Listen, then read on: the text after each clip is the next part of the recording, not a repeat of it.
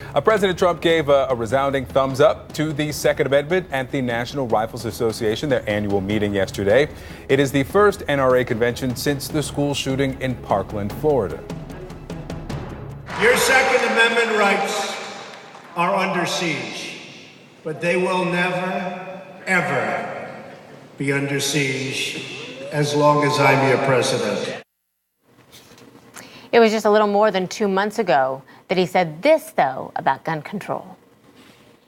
Or might take the firearms first and then go to court, because that's another system. Because a lot of times, by the time you go to court, it takes so long to go to court to get the due process procedures.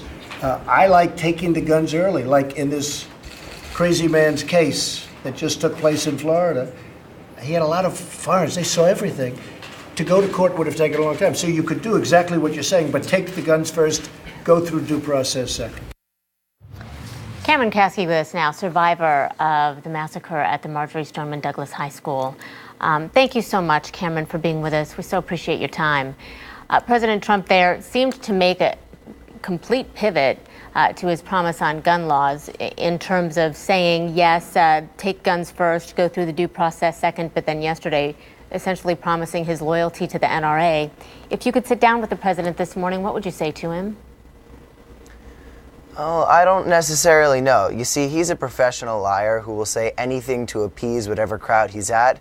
If he's in front of families, he might say something in support of common sense gun reform, but then when he's at the NRA, he'll say something to get a big cheer. The NRA convention is like Comic-Con. You really only get the diehard fans, the average Americans who are NRA members, the ones who perhaps got their membership free with the purchase of a handgun. They're not showing up there, and they're not holding Trump accountable for what he needs to actually talk about. They aren't going to this dog and pony show that Trump and Pence are going to. It's a celebration, really. And I hope they're having fun this year. But the average members of the NRA, they don't agree with Trump's stance on guns. They don't agree with board member Ted Nugent saying that Democrats and liberals need to be shot in the street like dogs. This is all spectacle. This is all Trump just trying to appeal to a crowd of people who really, really, really like weapons that shoot bullets fast. Well, you said in a tweet, I want to get this out there, you call the NRA a hilarious parody of itself. Explain to us what you meant by that. Well, in that one, I was looking at the fact that the Secret Service issued something saying that there were no firearms to be allowed at Vice President Pence's speech at the NRA, which is funny because you'd think that if someone supported the NRA, they'd want as many good guys with guns in the room as possible, right? The hypocrisy is so blatant here, and they're just embracing it at this point. Well, and you made the point, the majority of people who are possible members of the NRA don't feel the same way that the diehards do, perhaps, who go to these meetings. Now, I want to look at some of the things that the president has said. He has called bump stocks a bad idea. He has said that, on March 14th, there was a tweet, today the House took major steps towards securing our schools by passing the Stop School Violence Act. He has supported or said that he would support raising the age to purchase certain firearms, that he would support expanding background checks. Do you believe that the president will do any of these things he has mentioned? Well, first of all, President Trump, he follows the money. And as long as he's getting money from the NRA, who in turn is getting money from the gun manufacturers, I wouldn't expect anything common sense anytime soon from him.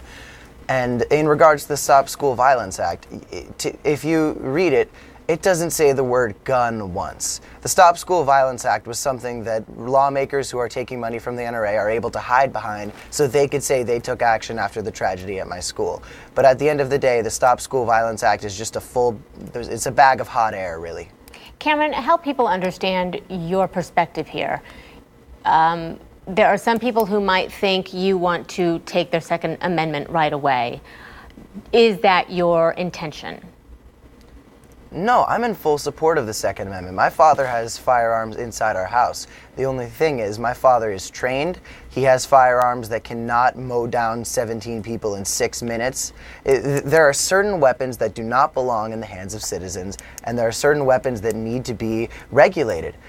When people put speed limits on the street, and when people made you register cars, nobody said they're trying to take all our cars away. There are certain things that need to be done to make the dangerous things in our country safe, and if we need to put regulations on weapons and make sure they are harder to get, easily trackable, and that the CDC could actually research gun violence, these are all things that should be no-brainers. All right, I want to listen to something else that President Trump said yesterday. We are going to have to outlaw immediately all vans and all trucks, which are now the new form of death for the maniac terrorists, right? They take a truck and they run over 8 people and wound 16, like what happened in New York and what just happened. It's happening all over. So let's ban immediately all trucks, all vans, maybe all cars. How about cars? Let's not sell any more cars. Cameron, I don't know if you could understand that, because I know that the audio was a little funny there, but he was basically saying, he was being facetious, let's ban cars and trucks because they are the weapon of choice for terrorists. What do you make of him making light of, it seems like he was making light of the situation there. Well, you know, that's an argument that I very often see from 12-year-olds in my comments section. There's a very clear difference, President Trump, and I think you know what that difference is, and you're just kind of trying to have a little bit of a laugh at our expense. Trucks are made to transport things. Trucks are made to bring one thing from point A to point B, and so on. Guns are made for one very specific thing, and that is to put bullets in people, like what happened at my school.